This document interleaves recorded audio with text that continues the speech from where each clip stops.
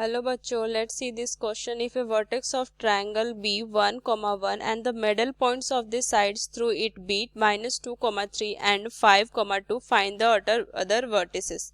हमें यहाँ से क्या बोल रहा है कि एक वर्टेक्स तो ट्रायंगल का दिया हुआ ए, हम जिसको मान लिए 1, 1, ठीक, और इनके जो मिड पॉइंट्स है ना, मतलब अगर साइड्स जो बनेंगे उनके जो मिड पॉइंट होंगे ना वो हमें दिए हुए हैं।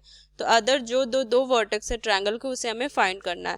तो ए बी सी डी हमने ट्रायंगल मान लिया और डी और ई क्या है इसके मिड पॉइंट्स, और यहाँ से जो अदर वर्टेक्स है उसको हमने x1 ये y1 और ये c जो है x2 और y2 हमने यहाँ से मान लिया, ठीक।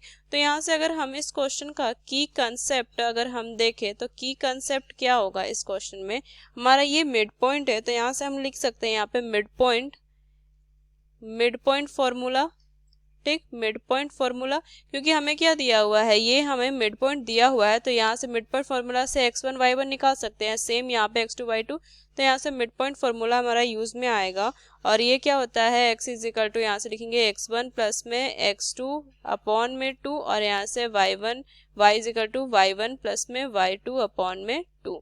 तो बस यहाँ से इस क्वेश्चन को हम सॉल्व करेंगे। तो यहाँ से अगर हम देखें तो D इज मिड पॉइंट, यहाँ से लिखेंगे D is mid point of A B, ये लिखेंगे हम, ठीक। तो यहाँ से D के जो कोऑर्डिनेट्स हो जाएंगे -2, 3 इज इक्वल टू क्या हो जाएगा, यहाँ से लिखेंगे x1 प्लस में 1/2 कॉमा में यहाँ से y1 प्लस में 1/2।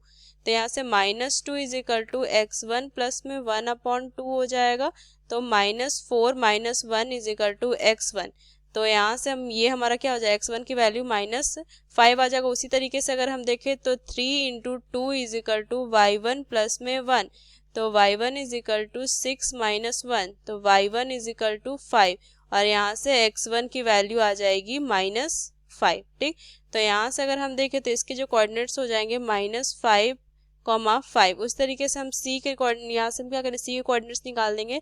तो E is mid point of, यहाँ से लिखेंगे E is mid point of A C, ये लिखेंगे हम, ठीक।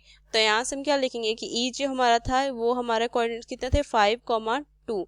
तो यहाँ से क्या लिखेंगे कि x2 प्लस में यहाँ से हो जाएगा 1/2 कॉमा में y2 प्लस में 1/2।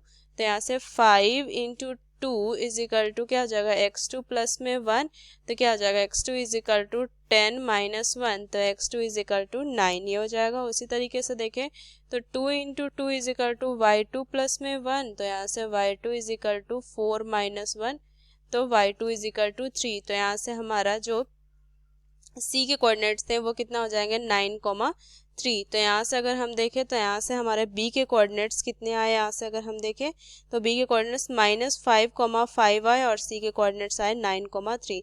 तो यहाँ से अदर दो हमें क्या करना था, वर्टेक्स के कोऑर्डिनेट्स निकालने थे और यही हमारा क्या हो जाएगा यहाँ से फाइनल आंसर हो जाएगा, यहाँ से फाइनल आंसर हो जाएगा। तो यहाँ से क्या लिखेंगे, using these key concept we solve this question.